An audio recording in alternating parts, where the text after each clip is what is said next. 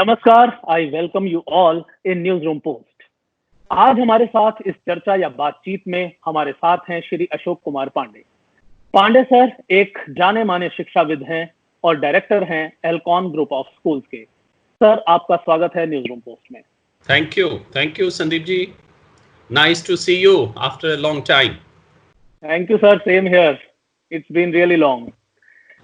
तो सर आज हम आपसे ना सिर्फ एज एन एजुकेशनिस्ट, उसके अलावा भी हम आपसे कुछ एक जो आजकल एक सामयिक दौर चल रहा है इसमें आप क्या कहना चाहेंगे, या कुछ एक बातें हम आपसे एक एजुकेशनिस्ट के अलावा भी पूछना चाहेंगे। सर आपने प्रधानमंत्री के मन की बात को लिखा था करेजियस एंड कैंडिड। आपने 2 दिन पहले एक लेख लिखा जो कि एक बहुत अच्छा लेख है, मैंने खुद पढ़ा है। तो मैं सर जानना चाहूंगा और हमारे जो ऑडियंस है वो भी जानना चाहेंगे कि आपने जो उसका सेंट्रल आइडिया दिया, जो आपने उसका सार बताया, स्पष्ट और साहसी, सर इस पर कुछ कहिए अपने लेख के बारे में। आज की तारीख में 135 करोड़ लोगों का नेतृत्व करने वाला व्यक्ति, उसके अंदर किन किन गुणों की बातें होनी चाहिए जिससे कि वो एक इतने बड़े समुदाय का नेतृत्व कर सके।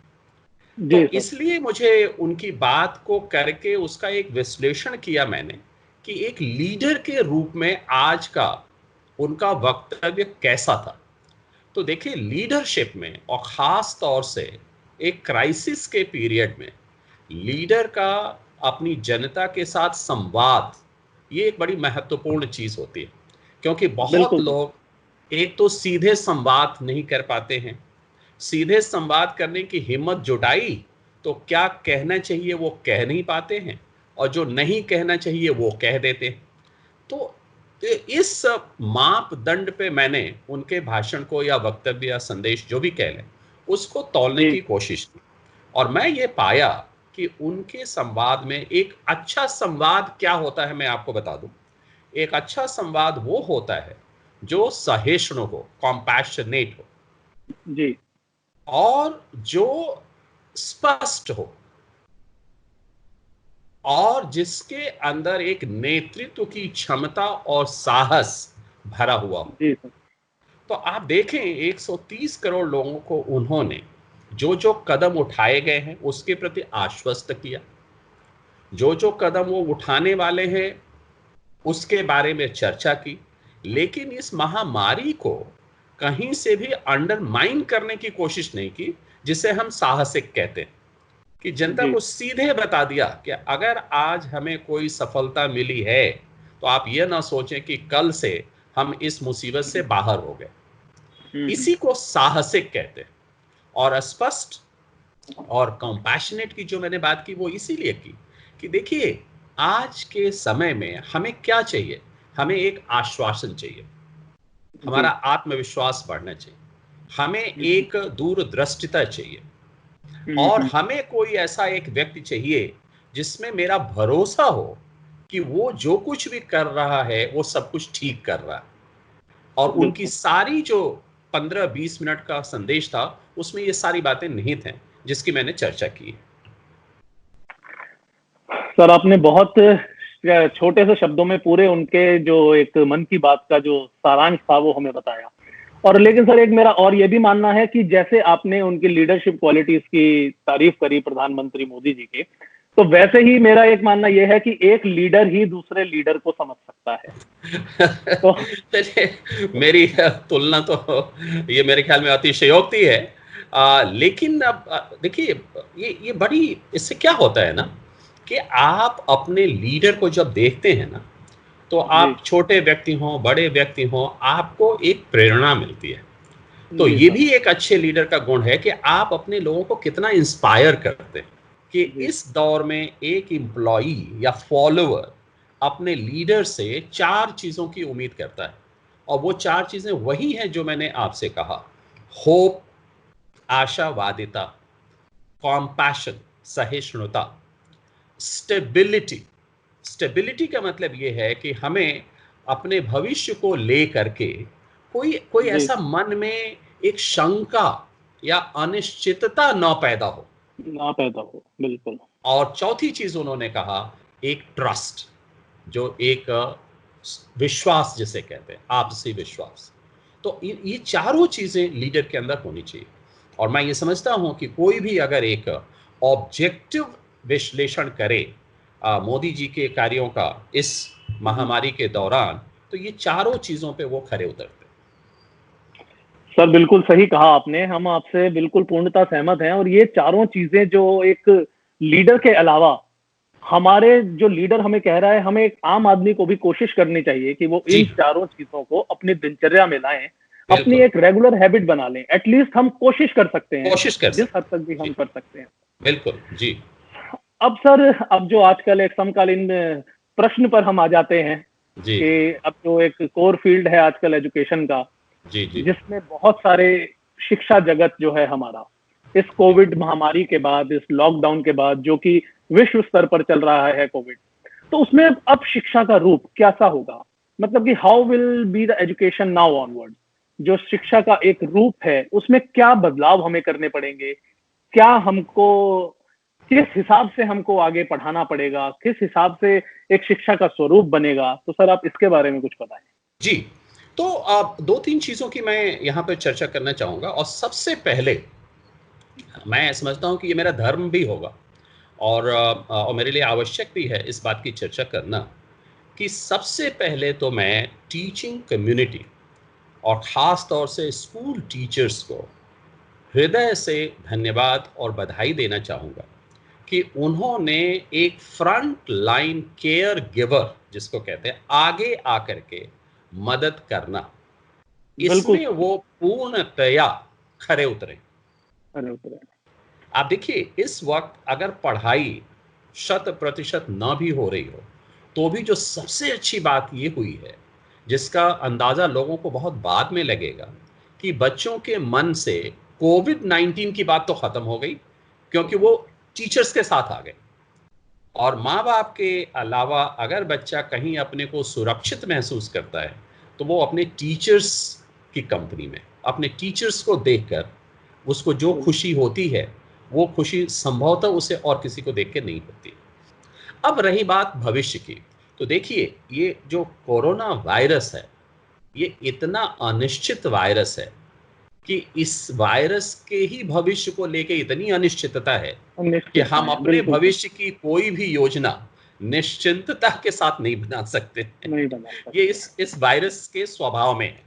फिर भी हम बुद्धिजीवी हैं, हमारे पास दिमाग है, साइंस है, टेक्नोलॉजी है, रिसोर्सेज हैं, संसाधन है, सब कुछ है हमारे पास, तो हमें सोचना तो पड़ेगा। तो पहली बिल्कुल। बात जो मेरे दिमाग में ये आ रही है कि अभी काफी दिनों तक सारे बच्चे पूर्व प्लानिंग के अनुसार विद्यालय नहीं आ सकेंगे।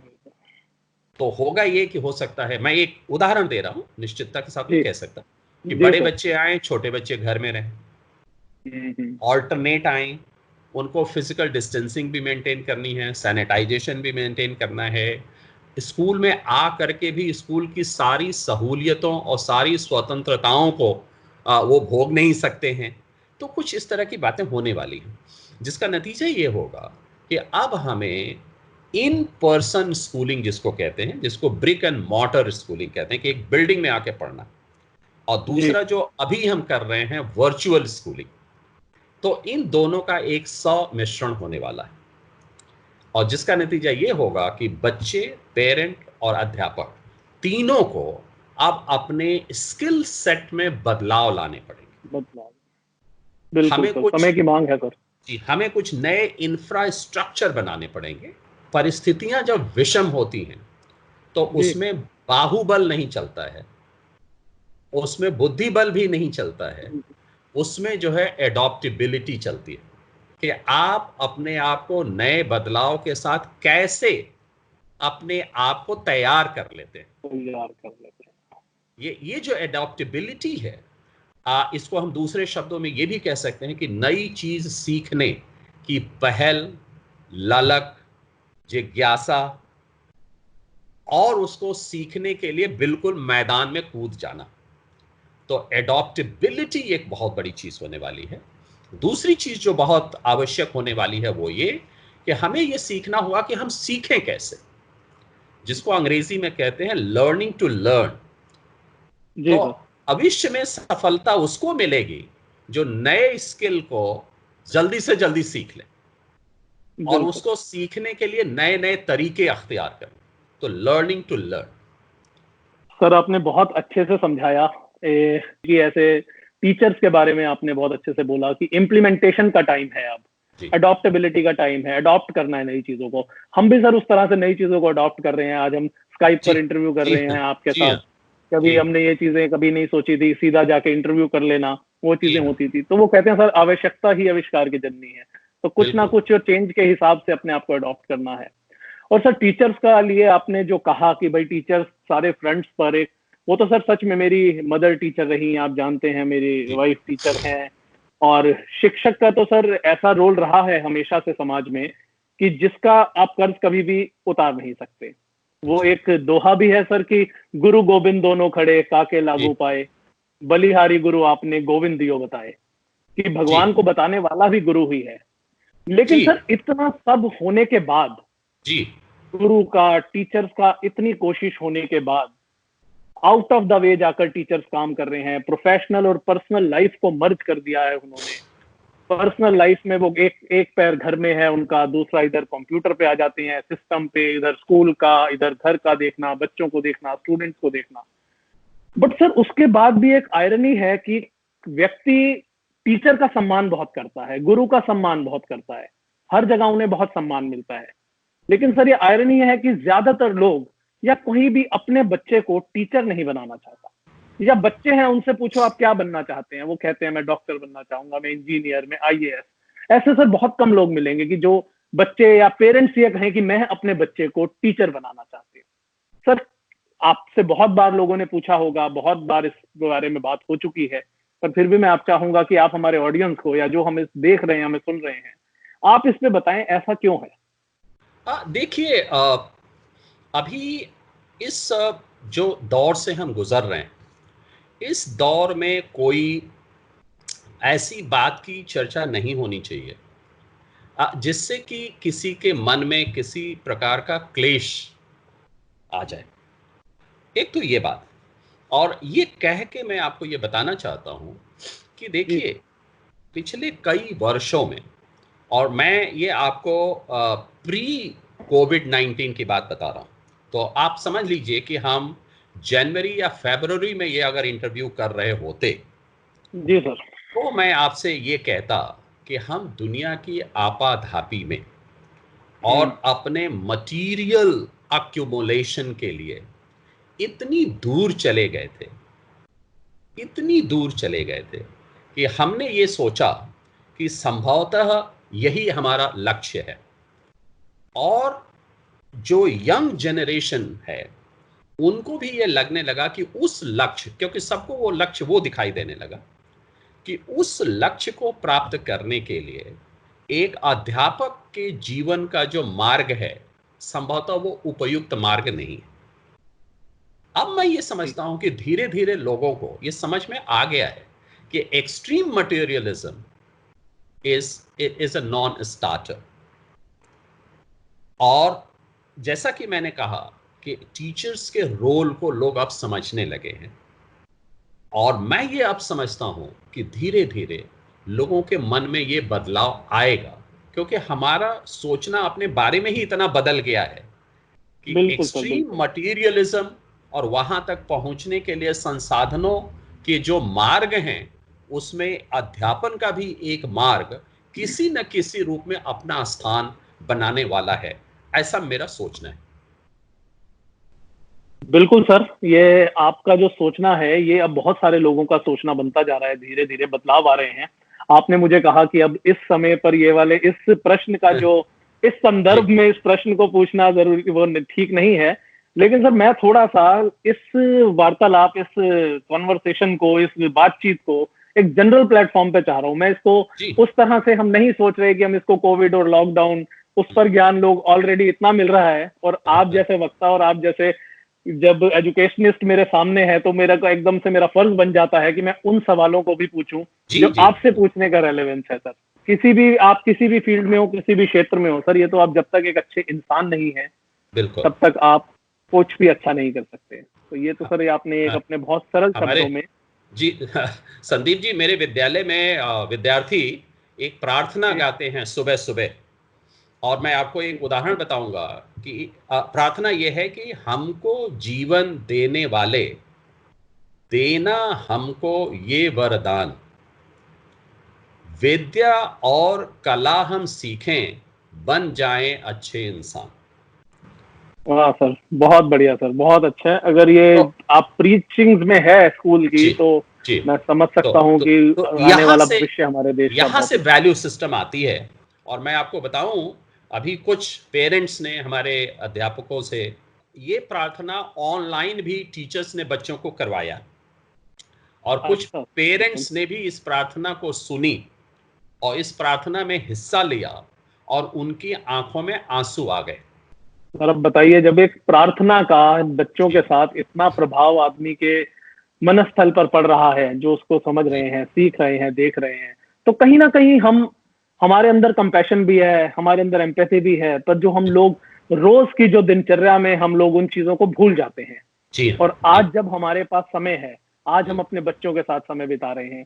प्रैक्टिकली अगर देखा जाए, बच्चा स्कूल नहीं जा रहा, हम काम पर नहीं जा रहे, बिजनेसेस बंद हैं, तो एक जो सबका जो एक दिनचर्या थी, पहले जो अलग अलग दिनचर्या हुआ करती थी, आज वो दिनचर्या एक हो गई जी है। एक जी साथ सोकर उठना है, एक साथ आप खा रहे हैं, एक साथ आप बैठ रहे हैं। जी लेकिन उसके बाद भी व्यक्ति और मनुष्य के मन में एक जो एक टेंशन, एक जी एंजाइटी, जी जी वो भी बहुत ज्यादा है।